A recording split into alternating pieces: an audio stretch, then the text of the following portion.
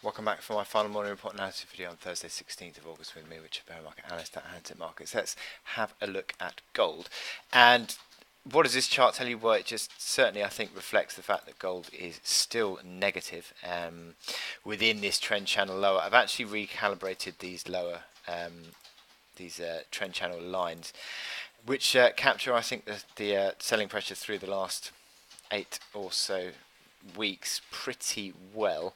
And what we are seeing is a little bit of a technical rally today, and it's interesting because that comes as the dollar is weaker, which is the normal relationship, but also the fact that risk sentiment has improved. Now, normally gold is a safe haven, but it's not playing as a safe haven at the moment, and gold is certainly playing around on the dollar. So subsequently, a bit of dollar correction. So subsequently, the gold price rallies, and that's what we've seen intraday today. Big sort of move to the downside. 1160 bounced.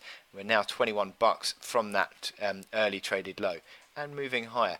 And you could argue, moving in, there's a slight degree of pivot support today, intraday, around 1173, which is initial support. But we're back above 1180, which was an old support, a very minor old support. And then you're sort of looking at 1194.50. So that would be your sort of initial area to start to think about where you could see a rally go to.